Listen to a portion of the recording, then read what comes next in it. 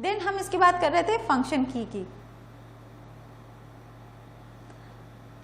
ठीक, आप फंक्शन की, ये कुछ आप देख रहे हैं, ये फंक्शन कीज हैं।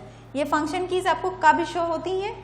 स्टेटस बार पे। अगर अभी हम इसमें देखो, आपको ये क्या है, ये स्टेटस बार है, इस पे शो होके जाती है। हम बात करें तो स्टेटस बार आपका क्या आ रहा है, ये आ रहा है। जैसे उसमें हमने एक जूम करके आपको शो कराया है, इसमें कुछ ये स्टेटस बार, ये कुछ सिंबल्स देख रहे हैं, display, drawing, snap mode, grid, ये सारी चीज़ें शो की जा रही है। ये आपका क्या कहलाती है? फंक्शन कीज कहलाती हैं। ये फंक्शंस होते हैं। सो ठीक है, तो आप यहाँ पे देखो कि यहाँ पे कुछ इस तरीके से शो हो रहा है। ये आपको जितने भी फंक्शंस हैं, ये फंक्शन के सिंबल्स शो हो रहे हैं। किसी किसी में क्या होता है, इन सिंबल्स की जगह इनके नाम शो होते हैं। नाम का मतलब क्या है कि जहाँ पे ऑर्थो है तो वहाँ पे ऑर्थो लिखा होगा, जहाँ पे आपको लिखा होगा ग्रिड तो वहाँ पे, ये जैसे ग्रिड का सिंबल बना हुआ तो यहाँ पे ग्रिड का सिंबल ना बन के यहाँ पे क्या लिखा रहता है? ग्रिड लिखा रहता है। यहाँ पे आपका ये पार्ट जो आ रहा है, ये आपका पार्ट डिफाइन करता है, ये आपको ग्रिड डिफाइन करता है, ये आपको स्नैप डिफाइन करेगा, लिखेगा यहाँ पे स्नैप। यहाँ पे ये डिफाइन करेगा आपको पोलर, ये आपको डिफाइन करेगा ऑब्जेक्ट स्नैप। ये आपको दिखा रहा है 3D आइसोमेट्रिक व्यू। देन ये आ रहा है आपका डायनेमिक यूसीएस, ये आपको डिफाइन कर रहा है ऑब्जेक्ट स्नैप ट्रैकिंग। ये आपको लाइन विड्थ डिफाइन कर रहा है, ये आपको बता रहा है डायनेमिक इनपुट बता रहा है। ये इस तरीके से सारे फंक्शंस हैं यहाँ पे। इन फंक्शंस का यूज़ क्या है, किस तरीके से काम करता है, ये सारा पार्ट आता है।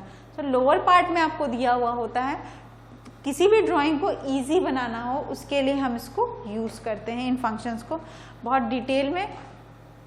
अगर अब हम बात करते हैं फंक्शन की। सो देखो फंक्शन की F1 फॉर हेल्प। अब हम इसमें आते हैं, आप देखो ये सारा दे रखा है ना। अभी हम फंक्शन कीज के बारे में बोल रहे थे। सो F1, जैसे ही आपने F1 की प्रेस करी तो ऑटोडेस्क हेल्प का आपके पास ये पूरा ओपन होके चला आएगा। किसी ऑटोकैड 2010 तक में क्या था, आपका जितना भी हेल्प के जितने भी टूल्स हैं, इस हेल्प वाला जो सेक्शन है, इस सेक्शन में ऑटोकैड में जितने भी कमांड्स हैं, आप उन कमांड्स को सर्च कर सकते हो, उसका प्रोसीजर जान सकते हो, क्या उसके कमांड्स होते हैं, क्या उसका रेफरेंस होता है, क्विक रेफरेंस जानना है, वो सारी चीज़ें जान सकते हैं। 2010 तक में था, इसमें एक इनबिल्ट लाइब्रेरी थी, हमको इसको डाउनलोड नहीं करना पड़ता था, नेट के थ्रू डाउनलोड नहीं करना पड़ता था। बट आफ्टर 2012, जब 2010 के बाद आपका 2012 वाला जो आपका वर्जन आया, उससे आपको क्या होगा कि नेट के थ्रू आपको डाउनलोड करना पड़ता है। जितनी भी लाइब्रेरी होती है वो आपको डाउनलोड करनी पड़ती है। सो उसमें क्या होता है कि आपको सारी चीज़ें दे रखी, जैसे यहाँ पे तो दिया हुआ 2D ऑब्जेक्ट स्नैप है। सो अगर आप अपने पास ऑटोकैड डाउनलोड करते हैं, सो उस डाउनलोडिंग में आप इतना याद रखिए कि अगर हेल्प का सेक्शन नहीं आ रहा है तो कोई टेंशन की बात नहीं है, आप उसको डाउनलोड कर सकते हैं। ऑनलाइन नेट कनेक्ट कर लीजिए और डाउनलोड हो जाएगा। बाकी F1 से ही ऑन होता है और F1 से ही ऑफ भी हो जाता है। अगर नहीं होता है तो इसको आप क्रॉस से के थ्रू कर सकते हैं। देन इसके बाद नेक्स्ट पार्ट आता है F1 के बाद F2, AutoCAD text window. F2 को तो अभी हमने बहुत यूज़ किया, इसलिए यूज़ किया कि ऑटोकैड टेक्स्ट विंडो, हम अभी जितने भी कमांड्स को यूज़ कर रहे थे, यानी हमने ड्राइंग बनाई थी तो हम F2 की ही प्रेस कर रहे थे, और F2 की प्रेस करने के बाद जो जो चीज़ें इसमें हम यूज़ कर रहे थे वो सारी चीज़ें आ रही थी। इसलिए ऑटोकैड टेक्स्ट विंडो अगर आपको देखनी कि आपने क्या कमांड कहाँ पे क्या वैल्यू दी है, कोऑर्डिनेट दिया, वो तो सारा आप देख सकते हो। ये आपका F2 के थ्रू आता है, और आप F2 से हटा भी सकते हो, नहीं हटता है सो आप क्रॉस कर सकते हो। Got it. देन इसके बाद आता है F3। F3 में क्या होता है, ऑब्जेक्ट स्नैप। ऑब्जेक्ट स्नैप आपका सबसे इंपॉर्टेंट कमांड है। देखो आप लाइन बना रहे हो, हम एक बात कर रहे हैं एक लाइन की, ठीक, लाइन हमने बना दी, लेकिन हमको लाइन तो हम बना रहे हैं, लेकिन क्या हो रहा है कि ऑब्जेक्ट स्नैप ऑन है, ऑफ है, कैसे है, हमको कैसे पता चलेगा इस लाइन का मिड पॉइंट क्या है, ये सारी चीज़ें हमको किससे पता चलती हैं, F3 से पता चलती है। देखो आप जैसे ही लाइन लेके आ रहे हो, ये देखो स्टार्ट पॉइंट बता रहा है, एंड पॉइंट बता रहा है, ये सारी चीज़ें बता रहा है, ठीक। इसके बाद फिर से हमारा नेक्स्ट टैब आता है, ये F3 से ही ऑन होके जाएगा और F3 से ही ऑफ होके जाएगा।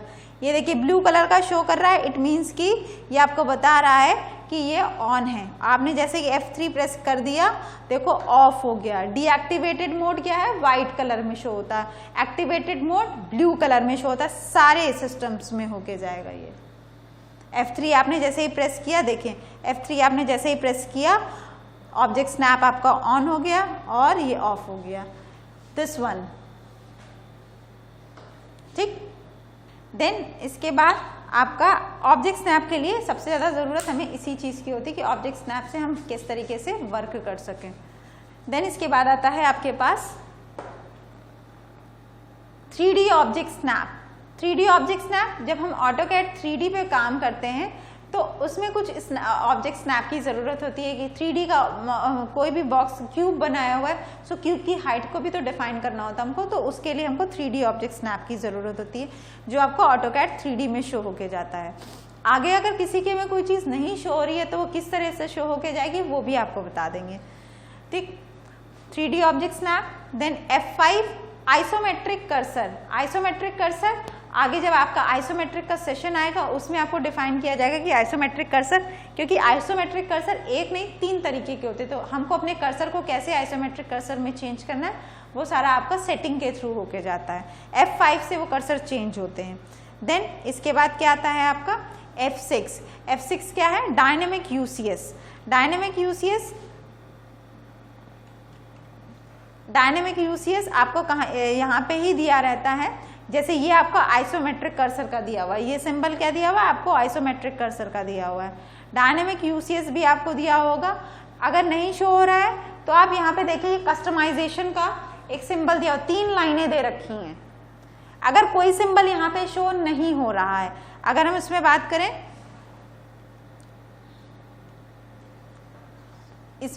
तो हमारी अगर जो प्रीवियस वाली स्लाइड है उसमें आप देखें तो आपको उसमें सब शो होके जा रहा है। हाँ, ये देखिए आपको ये शो हो रहा है 3D ऑब्जेक्ट स्नैप शो हो रहा है। लेकिन अगर किसी की में, क्योंकि उसमें आपको शो होकर नहीं हो रहा है, तो उसको किस तरीके से आप करेंगे वर्क, तो आप ये देखिए किस तरीके से होके जाएगा। जैसे हम आते तो हमको यहाँ पे दे रखा है ये 3 लाइन्स दे रखी है, ये कस्टमाइजेशन का सिंबल है। आप जैसे ही इस पे क्लिक करेंगे, देखो आपको यहाँ पे जो जो चीजें टिक हैं, चेक दी हुई हैं, वही सारी चीजें शो होके जा रही हैं। हमने जैसे डायनेमिक इनपुट में चेक किया, आप देखो जैसे ही आप डायनेमिक इनपुट पे चेक कर रहे हैं, सो देखिए डायरेक्टली ये शो होके चला जा रहा है, ठीक। अब उसी तरीके से हमारे पास और क्या क्या इसमें शो कराना है, डायनेमिक यूसीएस। ये रहा डायनेमिक यूसीएस का सिंबल। जैसे ही आपने चेक किया तो देखिए क्या है, ये है डायनेमिक यूसीएस, आपको शो होके चला गया। देन ये देखिए dynamic UCS 3D object snap. So 3D object snap के लिए आपने जैसे ही किया तो 3D ऑब्जेक्ट स्नैप ऐड होके आएगा। अभी ये आ गया आपका 3D object snap. Line wait को देखना है, सो लाइन वेट को भी आप देख सकते हो। ये देखिए लाइन वेट, ये रहा आपके लाइन वेट को रिप्रेजेंट कर रहा है। ये यहाँ पे इस तरीके से आप कम ज़्यादा कुछ कर सकते हैं। ऑर्थो मोड है, अगर आप इसको अनचेक कर देंगे सो वो जो जो चीज़ें अनचेक्ड होके जाएंगी वो आपको शो नहीं होके जाएंगी। ये आपके गिज्मो को शो कर रहा है। ये गिज्मो आपका ऑटोकैड 3D में आता है। सिलेक्शन फिल्टर, यानी फिल्टरिंग आपको सिलेक्शन की कुछ करनी है, वो भी आपको शो होके जाता है। सिलेक्शन साइकिलिंग भी आपको शो होके जाएगा। ये देखिए सिलेक्शन साइकिलिंग, जैसे ही आप इसको सिलेक्शन साइकिलिंग को, ये देखिए, ठीक। ट्रांसपेरेंसी देखनी है, सो ट्रांसपेरेंसी, ये आपका ट्रांसपेरेंसी का सिंबल है, ये सारा यूज होके जाता है। तो आप इस तरीके से इंफ्रा कंस्ट्रेंट देखना है तो ये देखिए इंफ्रा कंस्ट्रेंट भी आता है। ये देखिए किसी भी चीज़ को कंस्ट्रेंट करना है, ठीक। वर्क स्पेस स्विचिंग आपको यहाँ से शो होता है, ये सेटिंग है। इस तरीके से यहाँ से आप चेंज कर सकते हैं कुछ भी। तो हम बात कर रहे थे डायनेमिक यूसीएस की। सो डायनेमिक यूसीएस आपका कहाँ पे दे रखा है, ये दे रखा है डायनेमिक यूसीएस। F6 प्रेस किया हमने, ऑफ होगा ऑन होगा। डायनेमिक यूसीएस सॉरी आपका ये है, ये देखिए F6 से ही ऑन होता है, F6 से ही ऑफ होता है।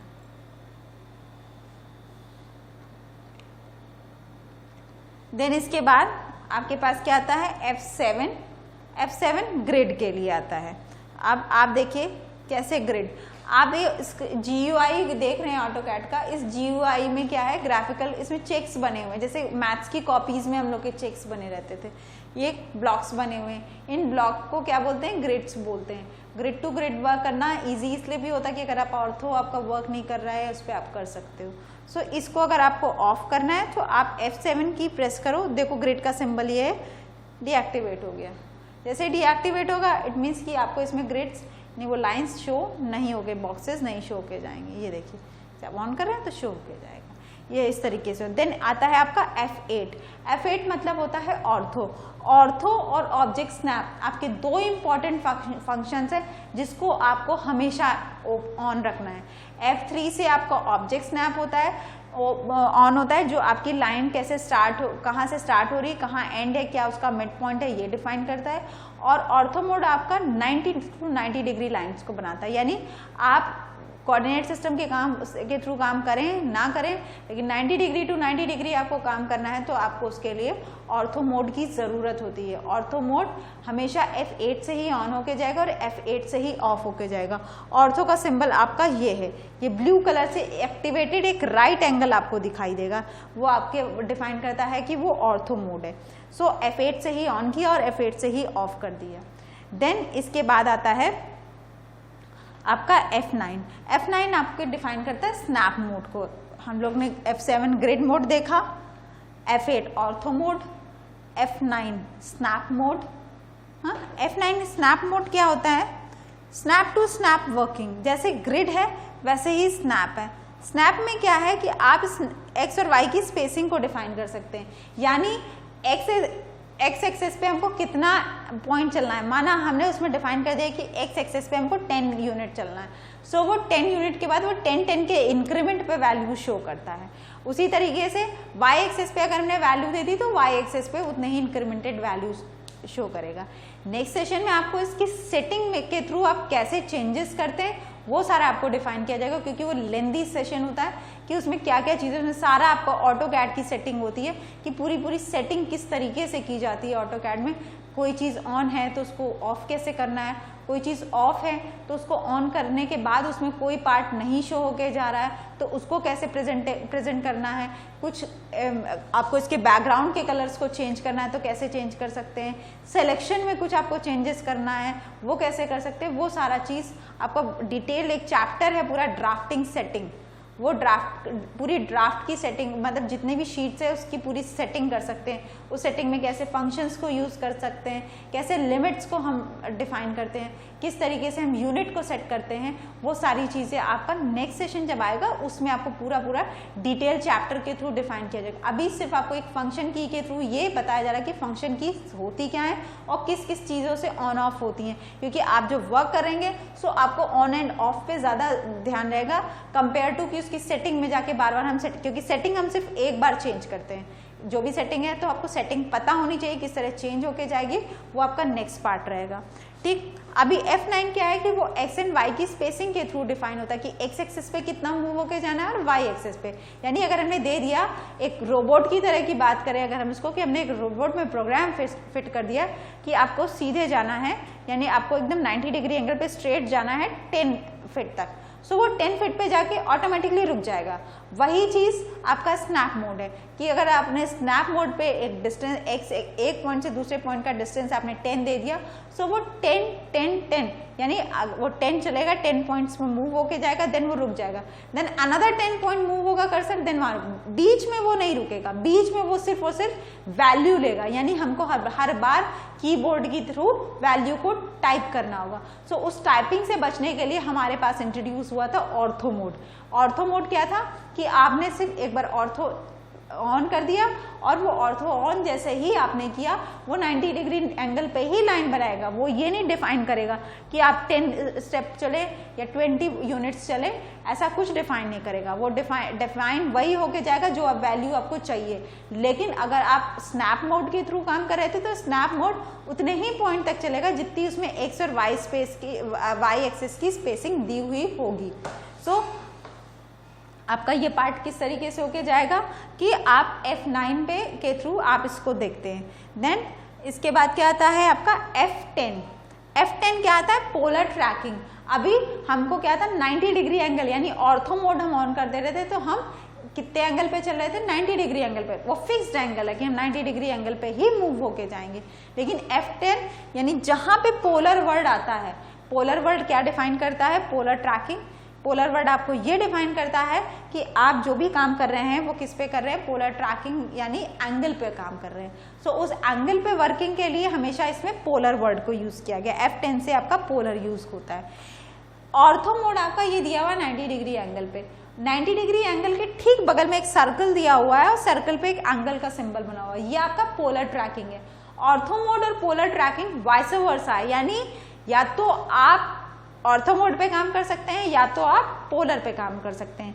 रीजन उसका है, ऑर्थो मोड सिर्फ और सिर्फ 90 डिग्री एंगल पे वर्क करता है और पोलर मोड जो है वो किसी भी एंगल पे वर्क करता है। इसके लिए इसको वाइस वर्सा बोला गया है कि ऑर्थो या तो आप सिर्फ ऑर्थो पे काम करिए या तो सिर्फ आप पोलर पे काम करिए।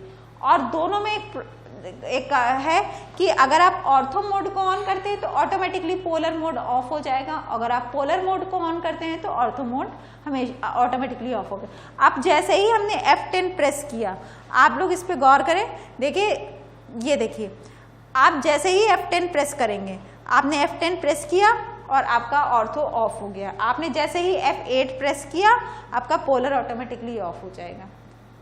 ऑर्थो पोलर मोड जो है वो एंगल के थ्रू काम करता है, यानी इसमें वो इंक्रीमेंट एंगल की वैल्यू लेता है।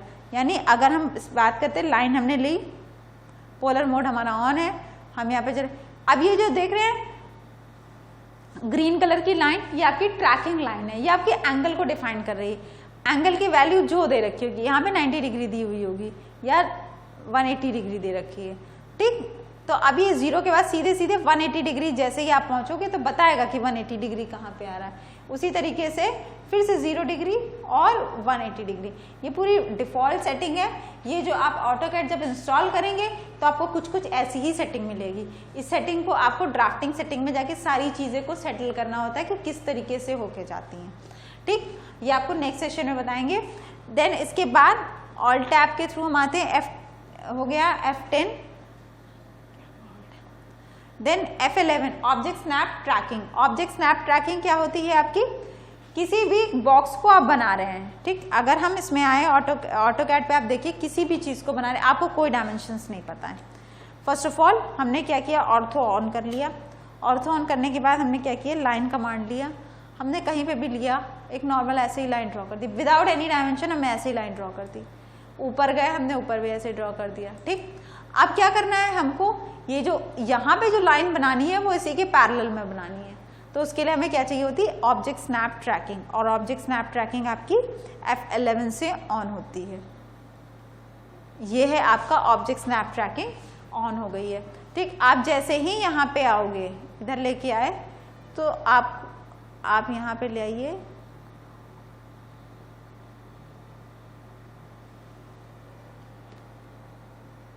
ठीक, लेके आएंगे। आप जैसे ही ऑब्जेक्ट स्नैप ट्रैकिंग के लिए आपका ऑब्जेक्ट स्नैप ऑन होना चाहिए, अगर नहीं ऑन होगा तो फिर वो ट्रैक नहीं करेगा। अब आप ये देखिए, यहाँ पे आप जैसे ही लेके आओगे तो आपको एक ग्रीन कलर का ये पॉइंट नजर आ रहा है। इस पॉइंट के देखिए यहाँ पे आपको एक लाइन नजर आ रही है, ग्रीन कलर की लाइन। ये डिफाइन कर रही है कि इस लाइन का एंड पॉइंट अगर आप ये रखेंगे तो इसके पैरेलल होके जाएगा। ये है ट्रैकिंग, यानी किसी भी स्टार्ट पॉइंट या एंड पॉइंट को ट्रैक कर लेना और उसी के पैरेलल से लाइन ड्रॉ कर लेना विदाउट अगर आपको डायमेंशंस का पता नहीं है। अब हमको ये पता नहीं था ये डायमेंशन क्या है, यानी हमको ये डिस्टेंस पता नहीं था कि ये डिस्टेंस है क्या चीज़। अब जब डिस्टेंस हमको पता नहीं है तो हमें क्या करना पड़ा, हमें ट्रैकिंग को यूज़ करना पड़ा कि हमें इस पॉइंट से इस पॉइंट को ट्रैक कर रहे हैं। उस ट्रैकिंग के थ्रू हमें डिफाइन कर सकेगी किस तरीके से काम होके जाएगा, ठीक। F11 हो गया। देन इसके बाद आता है आपका F12। F12 क्या है, डायनेमिक इनपुट। ये रहा आपका डायनेमिक इनपुट। अभी हम जब पहले काम कर रहे थे तो एक बॉक्स बन के आ रहा था, जैसे हमने L टाइप किया ये जैसे बॉक्स बन के आ रहा था। ये क्या है, आपका डायनेमिक इनपुट है। डायनेमिक इनपुट आपको ये डिफाइन करता है कि कमांड प्रॉम्प्ट पे आपका कुछ भी नहीं शो होके जाएगा, सीधे सीधे आपका डायनेमिक इनपुट के थ्रू आप L एंटर किया, हमने L टाइप किया, एंटर कर दिया। अब उसके बाद हमने दे दिया 0,0 स्पेसिफाई। एक अलग से एक छोटा सा आपका प्रॉम्प्ट बॉक्स चलता रहता है। ये अपने एंगल को भी डिफाइन करता है, अपनी लाइंस को भी डिफाइन करता है, सारी चीज़ों को डिफाइन करता है। वो डिफाइन करना इसलिए इसको ज़रूरी होता है कि अगर वो डिफाइन नहीं करेगा तो किस तरीके से वर्क होके जाएगा। ये आपके ऑटोकैड पे ये सारी चीज़ें आती, F11 हो गया और F12 हो गया, ठीक। ये आपकी फंक्शन कीज़ है। सो जब आप इस पर वर्क करिए तो आप इसको नोट डाउन कर लीजिए, ये सारी फंक्शन कीज। वैसे तो आप धीरे धीरे काम करेंगे तो आपको आदत पड़ जाएगी, याद हो जाएंगी, लेकिन इन केस अगर आपको याद नहीं होती है तो ये सारी फंक्शन कीज एक पेपर पे आप लोग नोट कर लीजिए, ताकि आप जब काम करें तो आप प्रॉपरली काम कर सकें। फंक्शन कीज आपको पता होंगी, आपको काम करने में आसानी होकर जाएगी, इसलिए आप फंक्शन कीज को प्रॉपर नोट कर सकते हैं। ऑटोकैड पे अगर हम बात कर रहे हैं इसकी, ठीक, इन सारी चीज़ों की बात कर रहे हैं, सो हमें अगर एक सेशन और ले लें कि हम इसमें ड्राफ्टिंग सेटिंग करते कैसे। अगर हमने कंट्रोल A किया और E एंटर कर दिया, अब इसमें क्या करना है हमको, एक ड्राफ्टिंग सेटिंग का क्या मतलब होता है, कोई भी किसी भी चीज़ को सेट करना, किस तरीके से काम करेंगे हम, उसमें क्या सारी चीज़ें होके जाएंगी, वो सारा आपका सेटिंग का पार्ट होता है। लेकिन अगर आप उसमें देखेंगे तो अभी हम इसमें स्टेटस बार में कुछ और चीज़ें देख रहे हैं। ये हम देख रहे हैं एनोटेशन स्केल। एनोटेशन स्केल क्या होता है, एनोटेशन स्केल में जब आप कोई काम कर रहे होते हैं तो हम लोग जब इंजीनियरिंग ड्राइंग्स बनाते हैं तो हमको एक्चुअल ड्राइंग की तरह इसको देखना होता है। एक्चुअल ड्राइंग की तरफ मतलब कि कोई चीज़ अगर हमारे पास 50 फीट की है या इससे ज़्यादा उसकी है तो हमको क्या करना पड़ता है, उसकी स्केलिंग करनी पड़ती है। हमको अज्यूम करना पड़ता है कि 1 इंच है, हमने मान लिया कि 1 इंच का जो है ना, 1 इंच का 1/4 पार्ट जो है 1 फीट है, या कुछ इस तरीके से मानते। सो वो एनोटेशन स्केल होता है। जैसे हम लोग की हमने मान लिया कि हम 10 कदम जा रहे हैं तो इसको मान के चलते हैं कि हम 100 कदम गए थे, तो हम उस हिसाब से कैलकुलेट कर लेते कि अगर हम 100 कदम चले तो हम कितने कदम चल सकते हैं। 10:1 का हमने रेशियो लेके गया कि अगर हम 10:100 करें कि अगर हम 1 कदम चले तो 10 कदम चले, यानी 10 कदम यानी 100 कदम। सो वो सारी चीज़ों को हम किस तरीके से मैनेज करते हैं, यानी एनोटेशन स्केल वो कि किसी भी चीज़ को, एक छोटी सी चीज़ को, एक छोटे से पॉइंट को हम कंपेयर कर ले रहे हैं। एक बड़ा सा पॉइंट है उसको हमने छोटे पॉइंट से, यानी 1000 किलोमीटर की दूरी को हमने कंपेयर किया कि हाँ 1 किलोमीटर, एक लाइन हमने ड्रॉ कर दी 1 फीट की, यानी 1 किलोमीटर की लाइन ड्रॉ कर दिया और हमने बता दिया कि 1 kilometre is equal to 1000 kilometre, यानी ये जो 1 किलोमीटर की लाइन है वो रिप्रेजेंट कर रही है 1000 किलोमीटर को। सो उससे हम किसी भी चीज़ की दूरी, किसी भी चीज़ की हाइट, किसी भी चीज़ का डिस्टेंस या किसी भी चीज़ का एरिया निकाल लेते हैं कि हम, क्योंकि एक्चुअल तो हमारे पास वो जो ड्राइंग होके जाएगी, तो अगर हम 1000 किलोमीटर का डिस्टेंस हमको कॉपी पे शो कराना है, सो कॉपी पे शो कराने के लिए हम तो 1000 किलोमीटर की लाइन को ड्रॉ करेंगे, तो फिर हमारा तो फिर रोल बन के जाएगा शीट का।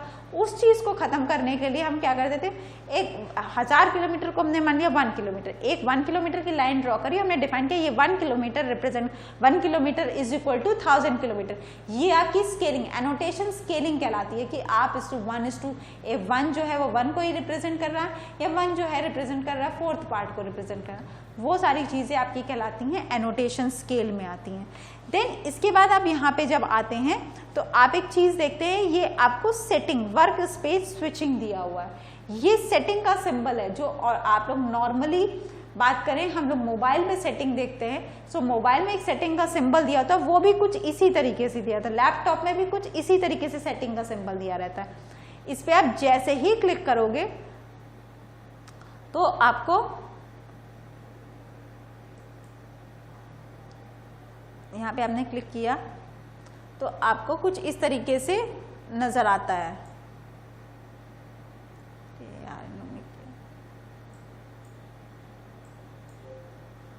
ओके,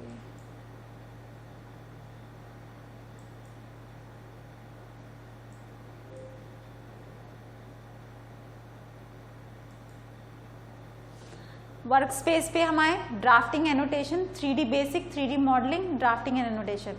हम जो भी काम करते हैं वो ड्राफ्टिंग एंड एनोटेशन में कर रहे हैं। अभी हम जो भी काम कर रहे हैं वो ड्राफ्टिंग एंड एनोटेशन में कर रहे हैं, क्योंकि हमको जितना भी काम करना है वो 2D पे काम करना है। 2D पे जितना भी काम होके जाता है वो आपका कहलाता है ड्राफ्टिंग एंड एनोटेशन कहलाता है। सो वो सारा काम आपका ड्राफ्टिंग एनोटेशन में होके जाता है। ये आपकी वर्क स्पेस होती है। ठीक, अगर अब हम बात करें ड्राफ्टिंग सेटिंग की, सो ड्राफ्टिंग सेटिंग के लिए आप क्या करते हैं, DS टाइप करते हैं, DS एंटर। आपने जैसे DS टाइप किया आपका कुछ इस तरीके से सेटिंग का बॉक्स नजर आता है। इसमें आज हम बात कर रहे हैं ऑप्शन की, कुछ नहीं सिर्फ और सिर्फ नीचे देखिए ऑप्शंस दिए हुए।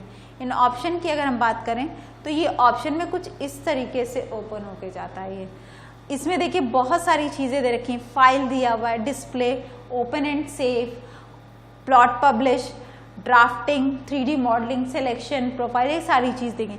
हम फर्स्ट ऑफ ऑल बात करेंगे फाइल्स में टेम्पलेट दी हुई होती हैं, आप उस टेम्पलेट को नहीं छेड़ेंगे। अगर आपने टेम्पलेट को कुछ भी प्रॉब्लम करी तो उस टेम्पलेट पे आपने जरा सा भी आगे पीछे यूज किया, सो कोई भी टेम्पलेट अगर डिलीट हो गई तो आपका ऑटोकैड वर्क नहीं करेगा या वो फाइल मिसिंग होके जाएगी। कभी जब आपको उसकी जरूरत पड़ेगी तो आपको फिर से अनइंस्टॉल करके उसको पूरा इंस्टॉल करना पड़ेगा। वो प्रोसेस फिर वही लेंदी प्रोसेस होके जाएगा। सो इट्स बेटर ऑप्शन कि आप फाइल में जो भी आपकी जो फाइल्स दी हुई हैं वो सारी की सारी सॉफ्टवेयर की फाइल्स हैं, आपकी फाइल्स नहीं है, वो सारी की सारी सॉफ्टवेयर की फाइल्स हैं। DLL है, वो सारी चीजें उसमें दे रखी हुई होती हैं। आप उसमें कोई भी आगे पीछे ना करें, तो अगर आप करेंगे तो उससे क्या हो जाएगा, आपको ही नुकसान होके जाएगा, क्योंकि ऑटोकैड प्रॉपरली वर्क नहीं करेगा, आपका वर्क हैम्पर होके जाएगा। सो सेकेंड पार्ट क्या था, डिस्प्ले का पार्ट आता है, जिसमें आप कुछ भी चेंजेस कर सकते हैं जो आप चाहते हैं। ठीक, अभी हम बात कर रहे हैं डिस्प्ले की। सो डिस्प्ले में देखो आप सबसे पहले आते हैं विंडो एलिमेंट, यानी जो आपका GUI ये शो हो रहा है ये विंडो एलिमेंट कहलाता है आपका। इसमें आप जब आ रहे हैं तो यहाँ पे डार्क एंड लाइट दे रखा है। हमेशा डार्क मोड को हम ऑन रखते हैं, इसलिए ऑन रखते हैं कि ताकि हम वर्क को समझ सके। ठीक, नेक्स्ट पार्ट क्या आ रहा है, स्क्रॉल बार इन ड्राइंग विंडो। स्क्रॉल बार आपको यहाँ पे शो होता है। Large buttons of tool bar, tool bar में जो अगर बटन को लार्ज करना है वो कर सकते हैं। रिबन साइज जो स्टैंडर्ड है वो ही डिफाइंड है, ये बाय डिफॉल्ट चेक रहता है। आपको अगर कुछ चेंज करना है तो उसमें कर सकते हो। Show tool tips, number of second before display, tool tips आपको नजर आनी चाहिए। शॉर्ट कीज इन टूल टिप्स, जैसे ही आप L टाइप कर रहे हो तो ये भी ब्रैकेट में वो नजर आके जाए। अगर आपको कलर चेंज करना है तो कलर पे आप जैसे ही क्लिक करेंगे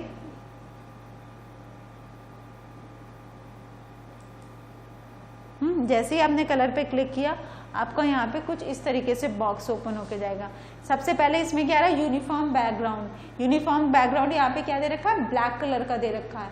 ब्लैक कलर आपका यूजर फ्रेंडली इसलिए रहता है कि ब्लैक कलर पे आप कोई भी काम कर सकते हैं, आपको विजिबल रहता है। अगर ब्लैक कलर पे हम कोई भी कलर को यूज करें वो हाईलाइट होके जाता है, लाइटर कलर को, लाइट कलर जितना भी होके जाएगा वो उसमें हाईलाइट होके जाएगा।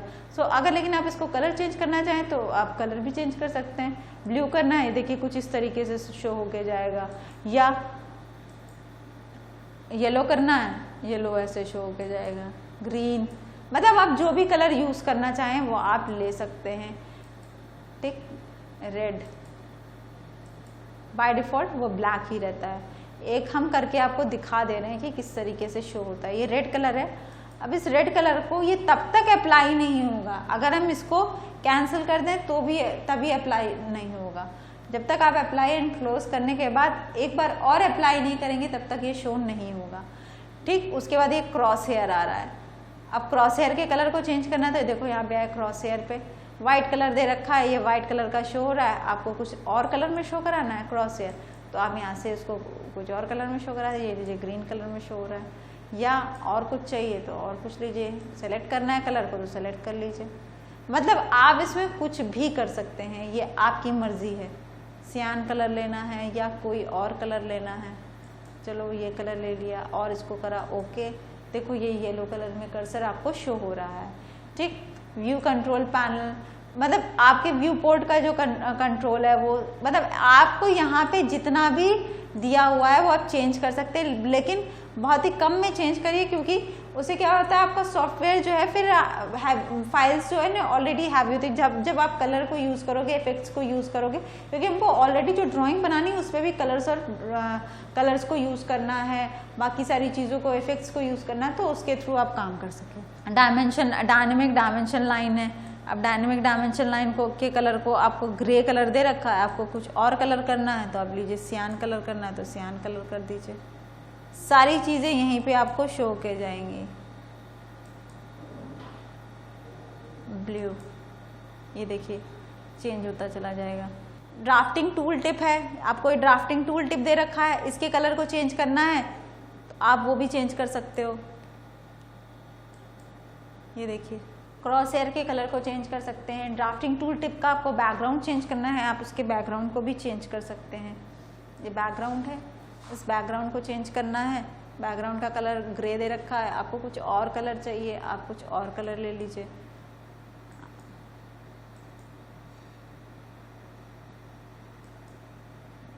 इस तरीके से हम जो भी कलर चेंज करना चाहें वो कलर चेंज कर सकते हैं। ठीक है, आप जब तक इसको अप्लाई एंड क्लोज नहीं करेंगे वो एप्लीकेबल नहीं होके जाएगा। अब हम इसमें आपको सिर्फ और सिर्फ इस विंडो के कलर को चेंज करके दिखा रहे हैं। हमने कर दिया इसके कलर को मैजेंटा, अप्लाई एंड क्लोज किया, देन इसको अप्लाई किया एंड ओके किया। अभी आप देखिए आपका विंडो का कलर क्या हो गया, ये कुछ इस तरीके से शो होके जाएगा। तो बेस्ट ऑप्शन रहता है हम लोगों के लिए कि हम लोग ब्लैक कलर या वाइट कलर को यूज़ करें।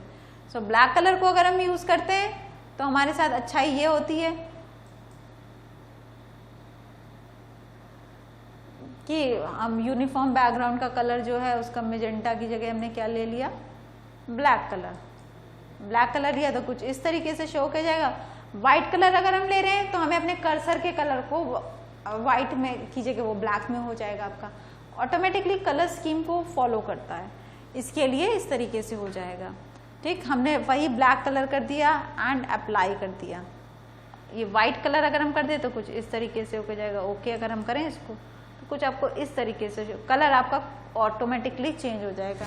तो इट्स बेस्ट ऑप्शन कि हम उसी कमांड पे रहें, उसी कलर पे ही रहें ताकि विजिबिलिटी आपकी प्रॉपर रहे। अगर आप कलर पे इधर से उधर कुछ करेंगे तो विजिबिलिटी पे भी इफेक्ट पड़ता है। कैसी लाइट्स हैं आपके पास, कैसा क्या है, उसके हिसाब से कार्य वो काम करता है। ये लीजिए ब्लैक कलर ले लिया हमने, अप्लाई कर दिया, अप्लाई एंड ओके, नॉर्मल आप उसी पार्ट पे आ गए। इसके बाद देखो auto snap marker. Auto snap marker size box की जब आप स्नैप मोड पे रहते हैं तो क्या होता है, कभी कभी होता है छोटे छोटे बॉक्सेस शो होते हैं। अगर आप इसकी बात करो कि हम अभी एक लाइन ड्रॉ कर रहे हैं, ठीक, लाइन कमांड दिया हमने, लाइन ड्रॉ कर दी। ये देखो हमने लाइन एक ड्रॉ करी, ठीक। उसके बाद हम फिर से एक लाइन पे आते हैं, हमारा ये ऑब्जेक्ट स्नैप ऑन है। अब हम देखो यहाँ पे आ रहे हैं तो देखो ये बॉक्स हमें जो है वो बहुत ही छोटा सा शो हो रहा है। आप जैसे यहाँ पे आ रहे हो बहुत छोटा सा ग्रीन कलर का बॉक्स शो हो रहा है। इसको किस तरह से इसके साइज को हम कुछ बड़ा करें वो सारी चीज़ें इसमें रहती हैं। यहाँ पे DS एंटर करेंगे, DS टाइप करके आप एंटर करेंगे, देन ऑप्शन पे जाएंगे तो इस साइज को आप यहाँ से बढ़ा सकते हो। ये लीजिए आपने बढ़ा दिया, आप जितना बड़ा करना चाहो कर सकते हो। अपर्चर इसको भी बढ़ाना है, ये आपका अपर्चर कौन सा अपर्चर है, जब आप कर्सर पे छोटा सा एक बॉक्स देख रहे थे वो अपर्चर है आपका, ठीक। डिस्प्ले पे हम आके ये सारी चीज़ें देख रहे थे। कलर है, फॉन्ट्स हैं, फॉन्ट के साइज को भी चेंज कर सकते हैं। क्रॉस हेयर साइज, अब यहाँ पे क्रॉस हेयर का साइज दे रखा है, इसको आपको बढ़ाना है, आप बढ़ा लीजिए आराम से। 5 था, आप इसको 10 करना चाहते हैं 10 कर लीजिए। कर्सर यानी क्रॉस, जो कर्सर है उसका नाम क्रॉस हेयर, ये उसका साइज है, ठीक। डिस्प्ले में आप ये चेंजेस कर सकते हैं। देन इसके बाद आता है आपका ड्राफ्टिंग। आप ड्राफ्टिंग पे आते हैं, सो ये अपर्चर भी यहाँ पे दे रखा है, ये सारी चीज़ें आप इसको चेंजेस कर सकते हैं। इसमें सिलेक्शन यहाँ पे दिया हुआ है, पिक बॉक्स सिलेक्शन, बहुत ही छोटे छोटे बॉक्स नजर आ रहे हैं पिक पॉइंट पे, आप इसके साइज को बढ़ा सकते हो। ग्रिप, जब सेलेक्ट करने पे जो ग्रिप बनता है उसको, इसके कलर को भी हम यहाँ से चेंज कर सकते हैं। बाय डिफॉल्ट ब्लू कलर दिया रहता है क्योंकि ब्लू कलर इजीली आपको वर्क करता है। ठीक, प्रीव्यू दे रखा है यहाँ पे। सिलेक्शन देखा use shift to add to selection, यानी एक बार में सिर्फ नॉर्मल क्या है कि अगर हम इस पे चेक करेंगे शिफ्ट ऐड टू सिलेक्शन पे करेंगे तो वो सिर्फ एक बार में एक ही लाइन को सिलेक्ट करेगा, यानी हमको बार बार शिफ्ट की प्रेस दबा के सिलेक्ट करना पड़ेगा। इसको अनचेक कर देते हैं तो मतलब आप कितना भी सिलेक्शन करना चाहो वो सिलेक्शन कर सकते हो। देन इसके बाद आप इसको अप्लाई करते हैं एंड ओके करते हैं। जैसे ही आप इसको अप्लाई करेंगे एंड ओके करेंगे तो आप देखो आपके कर्सर का साइज बड़ा हो गया है। आप लाइन कमांड लेते हैं तो देखो यहाँ पे भी आप जैसे ही लेके आओगे तो ये बॉक्स का साइज बड़ा हो गया है, बॉक्स आपको बड़ा शो करके देगा। ये देखिए, हाँ